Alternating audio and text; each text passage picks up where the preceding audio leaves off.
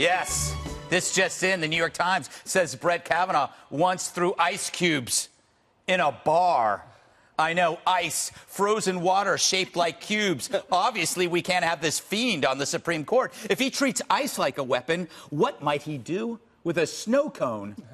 Now, the Times admits the writer of this piece had once, on Twitter, deemed Kavanaugh a threat to society. The Times calls using this writer in error, mostly because they got caught once again. But it's ice. These police documents that show that Brett Kavanaugh threw ice in someone's face during a bar fight when he was in college. Do you feel that that is in any way disqualifying for someone to sit in the Supreme Court? This is why we need an FBI investigation, because there are a lot of allegations, and the reports really are about how he behaves when he is drunk. Yep. Maybe they do want to abolish ICE. So, you see what's going on here? It's called the list. When initial incidents are uncorroborated, you build a menu of even more incomplete items to create an illusion of corroboration. First ICE, then noogies, and finally jaywalking. Talk about a petty criminal. Meanwhile, accuser number 3, who faced a few allegations of her own, fails to navigate a Q&A.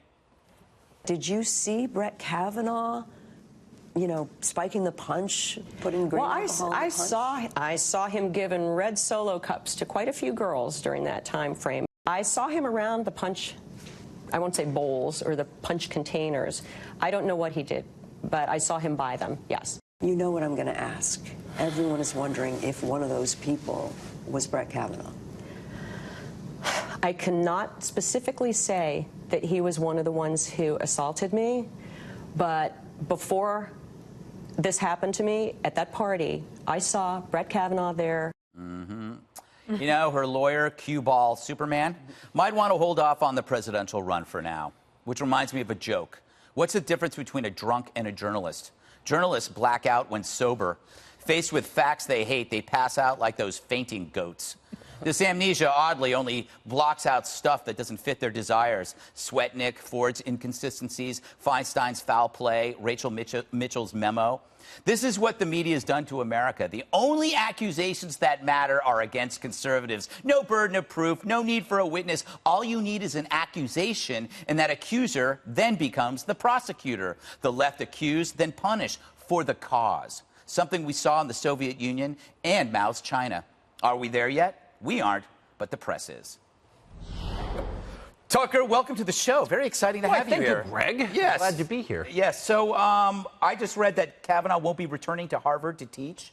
So anyone saying that this is just a job interview and not some career-destroying inquisition is lying. Right. The children at Harvard don't want him. Yeah. And in fact, I think some have filed suit under Title IX saying his very presence is an act of hostility to the idea of equality or something.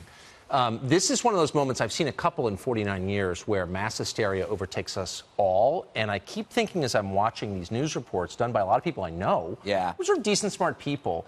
This is going to be like waking up with that tattoo 15 years from now, and you're like, I'm not even sure what these tribal signs stand for. And at the time, it seemed deep and significant, and now it's just embarrassing.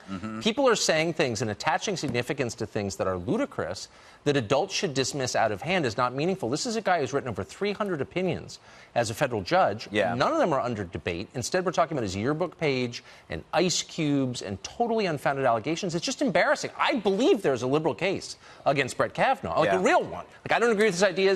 Here's why. We're not hearing that. It's this garbage. You know, Dana has a tribal tattoo, so you're going to have to apologize, Tucker. I have already. And there's that one time I woke up with a tattoo. There's the Jasperites. What? There's the Jasperites. What do you, you grew up in Colorado, which I believe has snow. You probably packed a hard snowball. Are you willing to confess it to any snowball fights? My grandfather, who was a rancher, he was against snowballs because he had actually seen a boy have his eye put out by a snowball. It's always the eye. It was the eye. It's always the eye. I do wonder what will happen when they find out that he, had to put a spitball into a young girl's pigtails in front of him. Then we will know that the nomination is over. Is the American public seeing this for what it is? Well, it depends. I don't know. I don't know. I think that they're seeing a lot of it. What was interesting was yesterday I saw a posting about interaction on social media about this issue. The #1 sites for all of this interaction. #1, Fox News. #2 was Breitbart. #3 and 4, I think, were Ben Shapiro. Then you hit like Fox News again. Like, so in terms of engagement, people who are talking about this, interacting about this, yes, it is absolutely penetrating, I think, on the right for sure.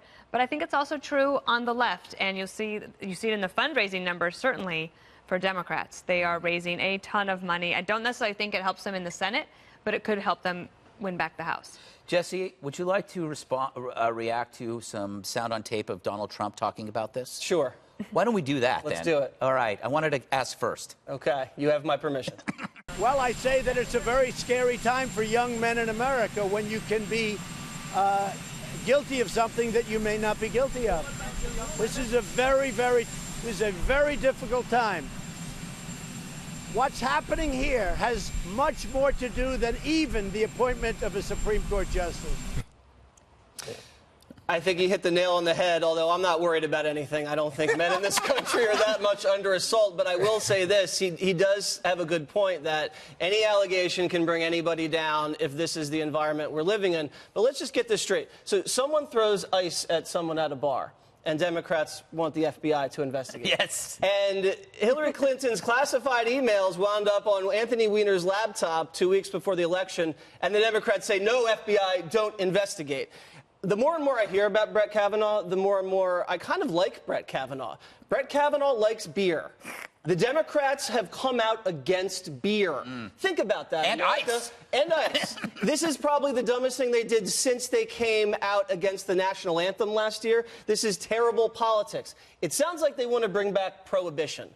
And the last time I checked, Ted Kennedy had a few drinks, and things didn't go too well. And then, wait a second, Bill Clinton was credibly accused of rape by Juanita Broaddrick. And remember how NBC treated that? They spiked the Juanita Broaddrick story, and they just went full on with this woman's claims. And this woman's being run by, as you call him, the creepy porn lawyer, who's riddled in debt and is running for president as a Democrat. None of her alibis check out. She's got a history of lies and lawsuits. And I'm thinking to myself, NBC News spiked the Ronan Farrow story about Weinstein, and they go with this? That's so true. They have no standards over there. No, it's so true.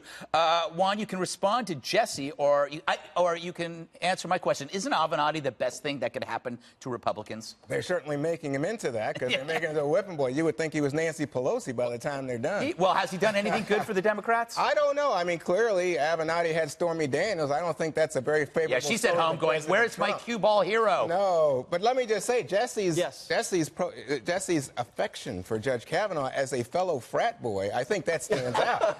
So that's what it is, because this story, unlike what you guys are talking about, is about the judge's credibility. And if he's in the bar engaging with bar fights, and you say throwing ice to make the big deal, no.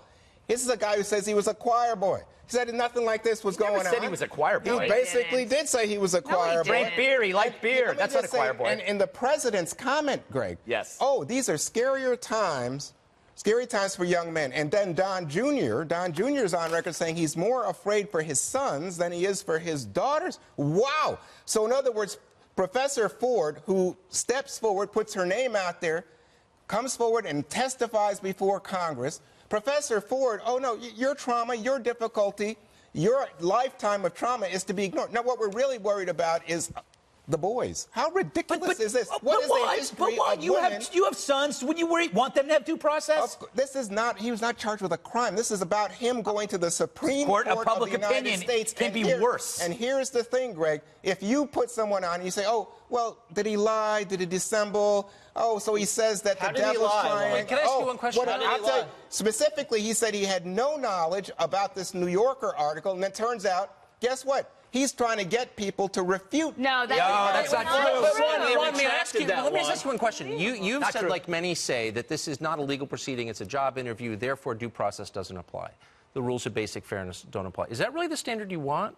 I thought that. But hold on. Confirmation here. Due process is a legal term for fairness. Yeah. If I accuse you of something, I have to show that you did it. That doesn't just apply to court. That applies to how you raise your kids, how you deal with your wife, and your coworkers. Do we really suspend that because Democrats want power? I mean, are you actually comfortable with that standard? It's not about suspending because Democrats want power. It's suspending the idea that somehow this is you're to have the rules of a criminal proceeding. No, it's a very simple rule. But hold on. When a U.S. Senator says, you're accused, prove you're innocent. No, it's not. They actually said that out loud. Are you comfortable with that? No, that's not. I mean, you are distorting it. The reality. No, I'm not. I'm quoting it. Let me, by the way, you are not as attractive as most people who sit in this chair. It's very unsettling. I find that to be a bit sexist. Dana, I will say this. No, wait, you've said enough. Dana needs to clarify what you said. Dana needs to clarify what you said. So there is something that is unfair about this suggestion that Brett Kavanaugh was trying to coach people through text messages so that they would corroborate a story like that they knew was coming out of the New Yorker. It's not the case. That is not what happened. And having been the spokesperson for Roberts and Alito, let me just tell you, like, for example, you have so many press questions coming at you about things that might have happened. Like John Roberts, the big scandal was that he was a member of the Federalist Society.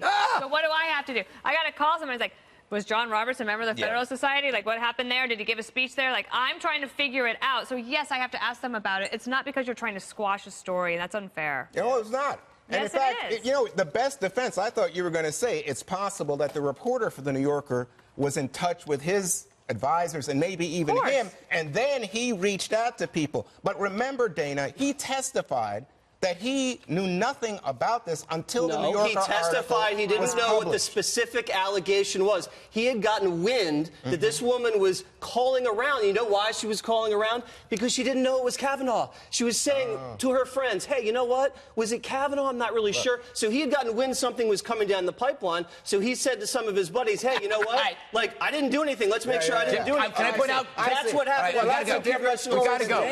I just like the fact that they're both right. I like the fact that Jesse is doing the old symbol for a telephone. That's like amazing. That's because he's a hipster. What do they do now? You have to go on. Just one last thing, right? Whoa, my God, you're killing me. Too much for you, Greg. I know. You don't want to hear the other side. We're 3 minutes over. Okay, but we have to talk about Tucker's book. All right, President Trump ripping Democrats and his potential 2020 opponents. Inspiring reports ahead.